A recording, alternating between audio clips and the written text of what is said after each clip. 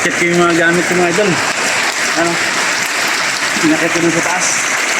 Second floor. Ano? Pumasok na sa amin eh. Putik na talaga ito idol. Kanina malinaw pa yung tubig. Ngayon ano na. Madilim, maputik na yung tubig pumasok. Ayun na oh. Ayun, pasok mo yun dun. Mamatay ko dun. Ayun, pasok ko dun mga. Save your life.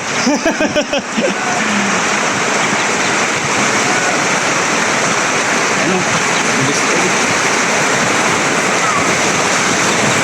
Ano?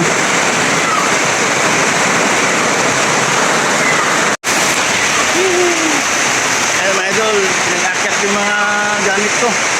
Oh. Sama si Chicken, si Miming oh, at si Doggy. Malakas pa yung ulan mga idol, malakas. So yung asawa ko anak, mga idol, nandun na sa taas. Safe na sila, nakalikas na. Ako kasi dito pa, inakit yung mga ibang gamit na. Okay mga idol, nandito lang muna. Oh. Nandito lang muna oh. Oh.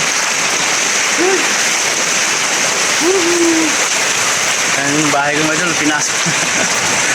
Okay idol, bye bye.